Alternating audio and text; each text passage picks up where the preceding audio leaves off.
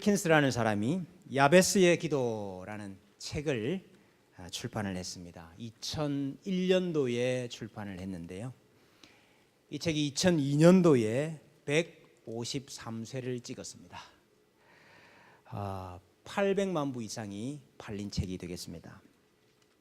이 책의 부제가 무엇인가 하니까 내 삶을 기적으로 채우는 기도의 원리, 그렇습니다. 요지는 야베스가 드린 기도의 원리를 따라서 우리도 기도하면 우리 삶에 기적이 일어난다, 그런 내용이 되겠습니다. 야베스가 어떤 기도를 했느냐? 첫째는 복에 복을 더하사 부족함이 없는 삶을 살게 해 주십시오, 이렇게 기도했고, 둘째는 더 많은 땅을 허락하셔서 재산이 늘어날 수 있도록 해 주십시오, 이렇게 기도했고, 셋째는 여러 가지 근심 걱정에서 벗어나게 해 주셔서 평탄한 삶을 살게 해 주십시오, 이렇게 기도했다는 것입니다. 그래서 이 기도 원리를 따라서 기도하면 우리 삶에도 그런 기적이 일어난다 하는 내용이었습니다.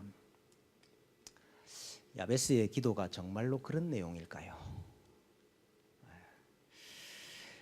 야베스의 기도가 도대체 어떤 기도였는가? 또 하나님께서 야베스가 이렇게 기도했다 하는 내용을 오늘 왜 이 본문에 이렇게 기록을 해 두셨느냐 하는 이유를 오늘 함께 한번 살펴보고자 합니다. 먼저 여러분, 야베스가 어떤 사람입니까? 야베스라는 이름의 뜻은 이 아차브에서 나온 것인데요, 고통이라 하는 단어입니다. 고통. 이 아이 이름을 고통이라 이렇게 지었어요. 우리로 말하면은 김고통이라, 이슬픔이라, 박환란이라 이렇게 말할 수 있겠네요. 근데 왜 이렇게 이름을 지었는가 하니까 어머니가 내가 수고로이 낳았다 그래서 이름을 이렇게 지었습니다. 수고로이 낳았다. 수고 안 하고 낳는 어머니도 있습니까? 많은. 오늘 여기 수고로이 낳았다 이 말은 난산했다 이 뜻입니다. 난산. 이 창세기 3장 16절에 보면은 하나님께서 하와에게 해산하는 고통을 더하셨잖아요. 그때 말하는 그 고통, 이것을 말하는 것입니다. 내가 수고하고 자식을 낳을 것이며 그랬는데 그때 그 수고하다 하는 단어, 이 단어 똑같은 단어입니다. 그러니까 이 수고라는 말은 해산의 고통을 말하는 것입니다. 어머니가 큰 해산의 고통 가운데서 이 아이를 낳았다 하는 것이죠. 그런데 여러분, 이 해산의 고통은 단지 어머니만 당한 것이 아닌 것 같아요. 왜냐하니까 10절에 야베스가 기도를 하는데 주의 손으로 나를 도우사 나로 환난을 벗어나 내게 근심이 없게 하옵소서 그랬잖아요. 근데 거기 근심이라는 단어, 아차브라는 단어예요. 여기는 근심이라고 번역을 했지만은 수고하다 이 뜻이에요. 해산의 고통과 똑같은 단어입니다, 이 단어가. 여러분, 해산의 고통을, 산고를 어머니가 당했다, 이것은 이해가 되는데 그것이 야베스에게도 있다? 그렇기 때문에 지금 우리는 이 고통이 단지 출산의 고통만이 아니고 그 시대 이스라엘이 당했던 고통이다, 우리가 그렇게 보아야 합니다. 산고라는 것은 말이죠, 하나님께서 하와의 범죄 때문에 주신 거지 않습니까? 하나님의 벌이고 징벌이죠. 그래서 성경에서 이 고통을 비유적으로 많이 사용을 하고 있습니다. 이사야 26장에 보면은 여호와여, 잉태한 여인이 산기가 임박하여 산고를 겪으며 부르짖음 같이 우리가 주 앞에서 그와 같으니이다 그랬어요. 이스라엘이 당하고 있는 그 고통과 괴로움을 산고라 이렇게 비유를 하고 있죠. 예레미야 48장에도요, 성읍들이 점령을 당하며 요새가 함락되는 날에 모압 용사의 마음이 산고를 당하는 여인 같을 것이라. 국가적인 재난을 당하고 있는 사람들의 고통을 가리켜서 산고라 이렇게 비유를 하고 있습니다. 예레미야 30장에도요, 너희는 자식을 해산하는 남자가 있는가 물어보라. 자식을 낳는 남자가 없지요. 동성애 아무리 해도 남자가 자식을 못 낳습니다. 근데 어찌하여 모든 남자가 해산하는 여자같이 손을 자기 허리에 대고 모든 얼굴이 겁에 질려 새파래졌는가? 여러분이 무엇을 묘사하는 거 하니까 유다가 바벨론의 침공을 받아가지고 침략을 당하고 괴로움을 당하는 것을 가리켜서 산고를 겪고 있는 여인의 비유를 하고 있는 겁니다. 호세아 13장에도요. 에브라임의 불의가 봉함되었고 그 죄가 저장되었나니 해산하는 여인의 어려움이 그에게 임하리라. 죄가 쌓이고 불의가 저장이 되니까 해산하는 고통이 임하네요. 근데 그는 지혜 없는 자식이로다. 해산할 때가 되어도 그가 나오지 못하느니라.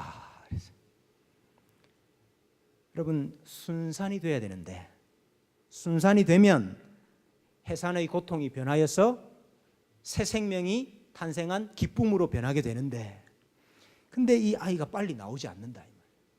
해산의 고통이 길어진다 이 말이죠. 산문에서 나오지 못하고 있는 이 상태를 바벨론 포로에서 해방되지 못하고 있는 이스라엘로 묘사를 하고 있는 겁니다. 그러니까 바벨론의 포로로 사로잡혀가 있는 그 기간이 산고의 기간이에요. 고통을 당하고 있는 기간이라 이거죠. 백성이 당하는 혹은 그 시대가 당하는 고통이나 환난을 산고라, 해산의 고통이라, 수고라 이렇게 묘사를 하고 있는 것입니다. 엘리 제사장의 두 아들이 블레셋과 전투에서 죽지요. 그 중에 한 아들이었던 비느하스의 아내가 그 소식을 듣고 갑자기 굽부려서 아이를 낳고 죽어갈 때에 그 아기 이름을 이가봇이라, 영광이 이스라엘에서 떠났다 그렇게 말한 것과 마찬가지로 이 야베스의 어머니가 야베스를 난산하면서 그 이름을 슬픔이라, 고통이라, 고난이라 이렇게 부른 것이죠. 여러분 이것은 단지 출산의 고통만 의미하는 것이 아니고 그 시대에 이스라엘이 당하고 있는 고통, 죄로 인한 불순종으로 인한 그 시대의 고통을 지금 묘사해 주고 있는 것입니다. 여러분 이름이 고통인 이 야베스가 그의 이름 그대로 죽도록 고생하다가 죽었더라 이렇게 돼야지 되는데 여러분 이름은 고통인데 이 사람이 어떤 자가 되었다고 말하고 있습니까? 9절에 보니까 존귀한 자, 귀중한 자가 되었다 그렇게 말하고 있습니다. 여러분 여기 귀중한 자가 어떤 자인가? 이 단어가 카바드라 하는 단어예요. 카바드, 무겁다 그런 뜻입니다. 또 중히 여긴다 그런 뜻입니다. 내 부모를 공경하라 할 때 그 공경한다 하는 단어가 이 단어입니다. 부모를 중히 여기고 무겁게 여기는 거죠. 요 명사형이 뭔고 하니까 영광입니다. 영광. 카바드가 영광이거든요. 여러분 이것을 이제 사람에게 적용을 하면은 참 번역하기가 까다롭습니다. 뭐라고 번역을 해야 되겠습니까? 무게가 있는 사람이라 이렇게 번역을 해야 되겠습니까? 아니면 영광스러운 사람이 되었다, 혹은 존경받는 사람이 되었다. 저기 공동 번역에서는요, 야베스는 일가 가운데서 가장 세력 있는 사람이 되었다 이렇게 번역을 했어요. 그렇죠?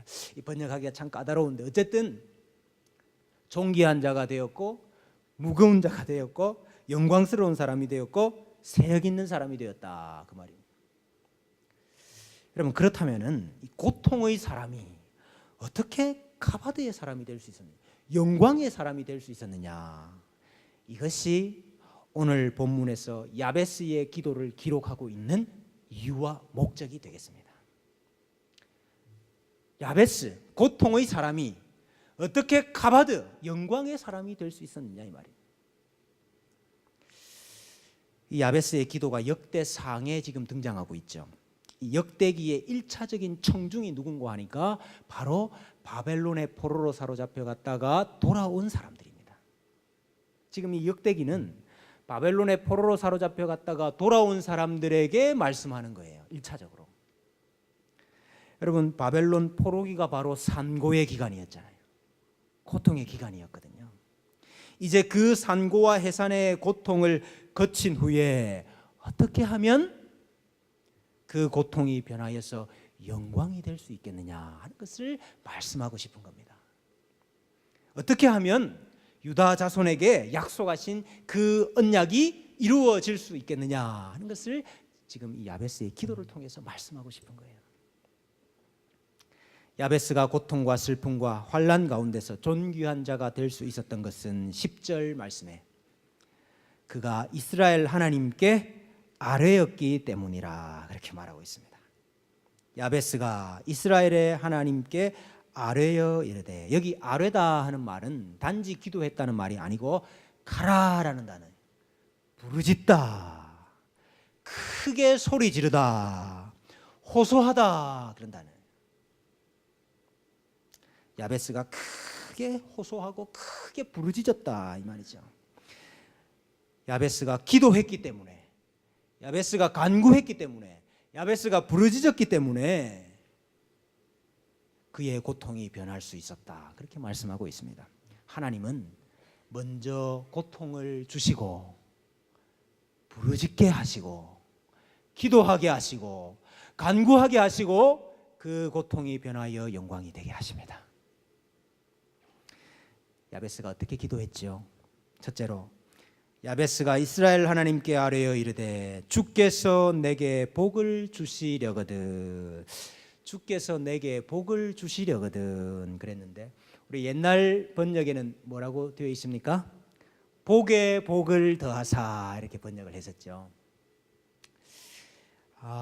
복에 복을 더하사. 그래서 우리 옛날에 목사님이 그런 말씀도 하시더라고요. 어떤 분이 복은 두 종류가 있다.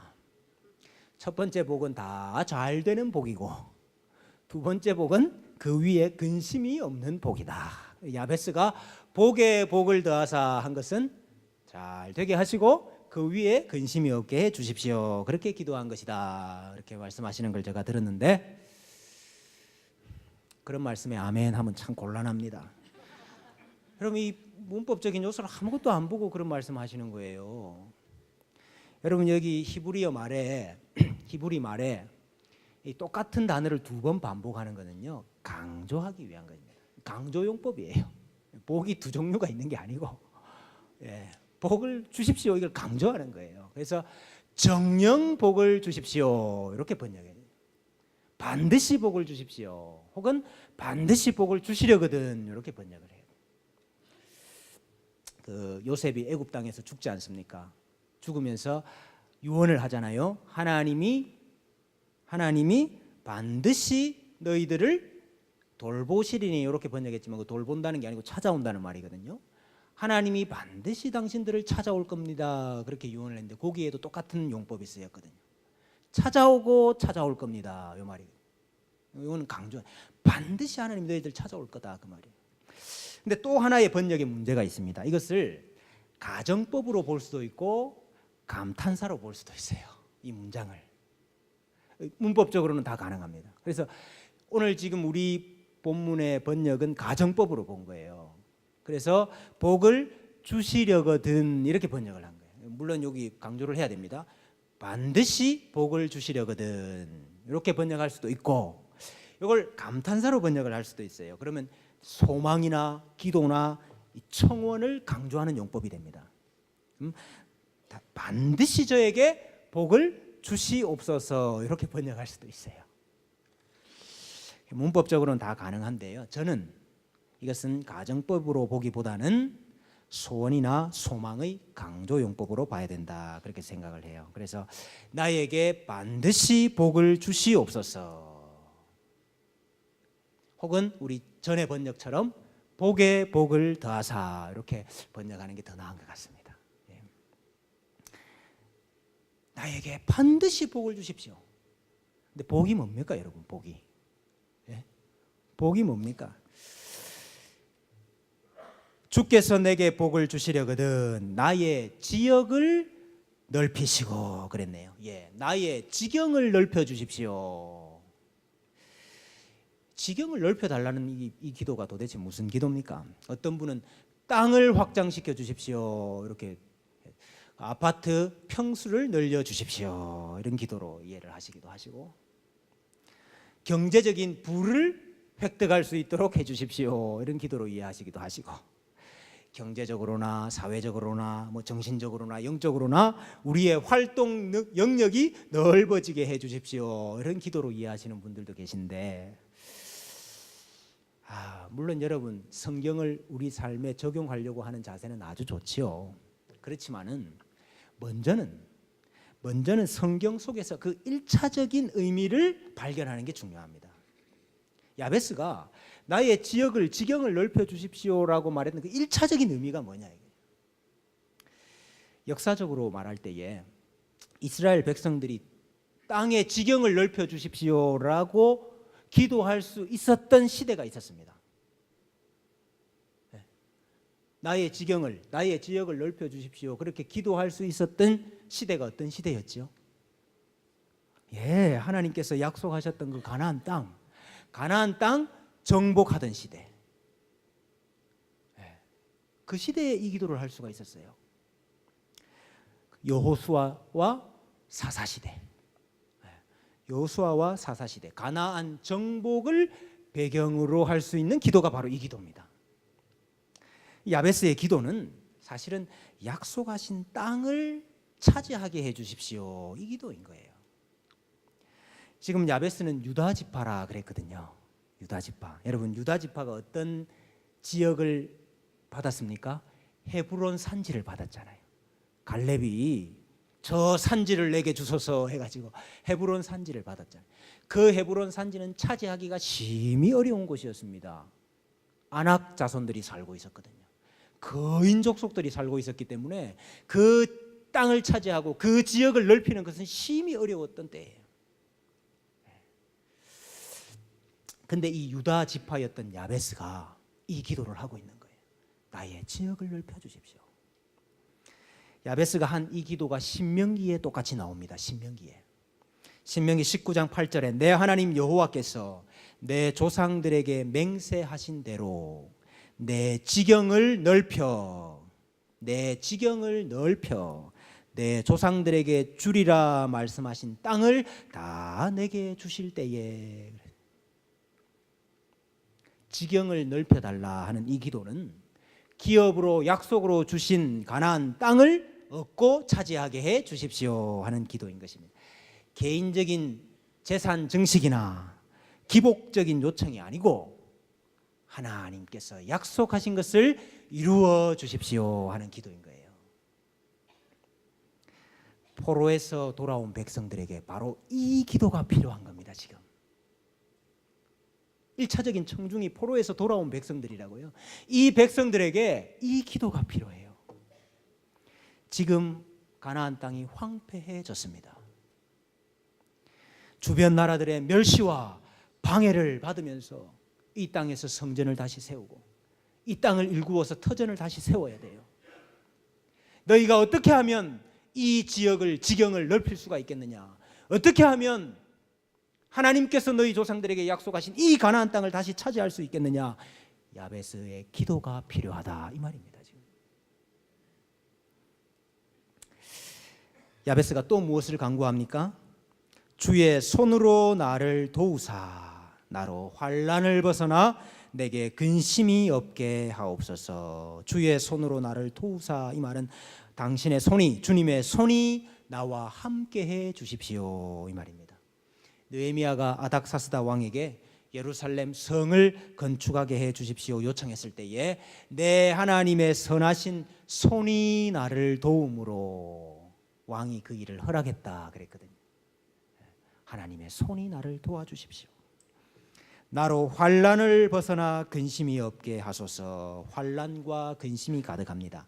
그래서 여러분, 저는 이 구절을 근거로 지금 이 야베스의 시대는 여호수아 시대보다는 사사시대였다, 저는 그렇게 생각을 해요. 사사시대. 여러분, 사사시대야말로 환난과 근심의 연속이었죠. 이방으로부터 땅을 빼앗기는 시대였죠. 이스라엘이 하나님을 떠나면은 하나님께서 그들을 이방의 손에 파셨습니다. 그러면 이스라엘 백성들이 뭐 했습니까? 가라 했거든요. 부르짖었거든요. 그러면 하나님께서 구원자를 들어서 다시 그들을 구원해 주시는 그 연속이 사사시대였잖아요. 하나님께서 주신 기업을 다 빼앗겨버린 상황이죠. 이방의 압제 가운데 고난과 환난과 근심이 가득한 시대였지요. 주의 손이 나를 도우사 환난과 근심을 벗어나게 해주시고 잃어버린 땅, 빼앗긴 땅 다시 찾게 해 주십시오 하는 기도가 야베스의 기도인 것입니다. 그랬더니 하나님이 그가 구하는 것을 허락하셨더라 그랬어요. 이 구하다 하는 단어 샤알이라는 단어, 그가 구한 것을, 간구한 것을, 간청한 것을 성취하게 해 주셨다. 하나님께서 왜 야베스의 간구에 응답하셨을까요? 허락하셨을까요? 성취해 주셨을까요? 예, 그것이 바로 하나님께서 모세에게 약속하셨던 것이기 때문입니다. 하나님께서 여호수아에게 약속하셨던 것이기 때문이에요. 하나님께서 그들의 조상에게 약속하셨던 것이기 때문에 자기 약속을 이루시기 위해서 야베스의 기도를 응답하고 계시는 것입니다. 여러분, 고통의 사람 야베스가 어떻게 영광의 사람이 될 수가 있었습니까? 고통이 어떻게 영광으로 바뀝니까? 가라 했기 때문입니다. 부르짖었기 때문입니다. 샤알 했기 때문입니다. 간구했기 때문입니다. 하나님은 우리에게 먼저 고통을 주시고 부르짖게 하시고 간구하게 하시고 그 다음에 우리에게 영광을 주시고 약속을 이루어 주시는 분입니다. 여러분, 우리 가운데는 야베스 없습니까? 야베스. 우리 가운데는 김고통, 이슬픔, 박환란 없습니까? 그것이 무슨 이유 때문이든지 간에, 그것이 우리의 연약함 때문이든지 간에, 그것이 우리 죄 때문이든지 간에, 그것이 우리 가족의 실패 때문이든지 간에, 그것이 다른 사람의 악함 때문이든지 간에 하나님께서 우리에게 있는 근심과 환난과 고통을 바꾸어 주시는 줄로 믿습니다. 김영광이, 이존귀, 박기쁨이 여러분 이렇게 바꾸어 주실 줄로 믿습니다. 무엇으로요? 기도로, 간구로, 부르짖음으로. 기도하는 우리에게 하나님께서 그 구하는 것을 허락하셨더라. 기도의 응답이 있을 줄로 믿습니다. 야베스가 지경을 넓혀 주십시오 그렇게 기도했죠. 여러분, 오늘 우리에게 약속하신 지경, 약속의 땅, 가나안 땅이 어디입니까 여러분? 오늘 우리에게 가나안 땅, 약속의 땅이 어디죠? 질문이 틀렸지요. 어디요? 어디입니까? 이렇게 물으면 안 되고 누굽니까? 그래 물어야지. 예수님이 우리의 약속의 땅이십니다. 예수님이 우리의 기업이십니다. 우리가 예수 그리스도 안에서 사는 겁니다. 그래서 여러분, 이 기도는 예수님께서 다스리시고 예수님께서 지배하시는, 통치하시는 영역이 넓어지게 해 주십시오 하는 기도인 거예요. 여러분, 말로만 우리가 하나님의 것입니다, 말로만 우리가 예수 그리스도 안에서 삽니다, 그러지 말고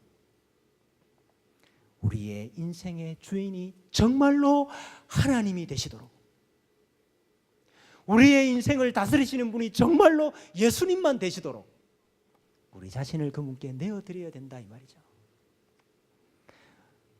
우리 인생의 한 조각도, 우리 인생의 한 시간도 다 하나님의 것이 되게 해 주십시오 하는 기도인 것입니다. 혹시 악에게 빼앗기고 죄에게 빼앗기고 사탄에게 빼앗기고 세상에게 빼앗겨버린 기업이 있다면, 주의 백성들이 있다면 하나님 도로 찾게 해 주십시오 하는 기도인 것입니다. 혹 죄로 말미암아 신음하고 해산의 고통을 당하고 있다 하더라도 하나님께서 환난과 근심을 벗어나게 하시고 산고를 통하여 새 생명의 역사가 일어나게 해 주십시오 하는 기도입니다. 여러분, 새 생명이 태어나려고 하면 반드시 해산의 고통을 겪어야 되는 겁니다. 생명의 역사가 일어나려고 하면 반드시 이 산고를 겪어야 되는 거예요. 그냥 고통만 겪는다고 됩니까? 고통 겪으면서 부르짖어야 되는 겁니다. 기도해야 되는 겁니다. 간구해야 되는 겁니다. 그러면 하나님께서 그 고통을 변하여 영광이 되게 하신다는 것입니다. 이사야 26장에서 하나님께서 이것을 참 기가 막히게 말씀하고 있습니다. 여호와여, 그들이 환난 중에 주를 앙모하여 싸우며 주의 징벌이 그들에게 임할 때에 그들이 간절히 주께 기도하였나이다. 여호와여, 잉태한 여인이 산기가 임박하여 산고를 겪으며 부르짖음같이 우리가 주 앞에서 그와 같으니이다. 산고 겪으면서 부르짖으면은 무슨 일이 일어나느냐? 주의 죽은 자들은 살아나고 그들의 시체들은 일어나리이다. 티끌에 누운 자들아, 너희는 깨어 노래하라. 주의 이슬은 빛난 이슬이니 땅이 죽은 자들을 내놓으리로다. 여러분, 환난 중에 부르짖고 간절히 기도할 때에 죽은 자들이 살아나고 마른 뼈들이 일어나는 역사가 일어날 줄로 믿습니다. 우리 11월 한 달 동안 우리 가운데 이 새 생명의 역사가 가득하기를 주님의 이름으로 소원합니다.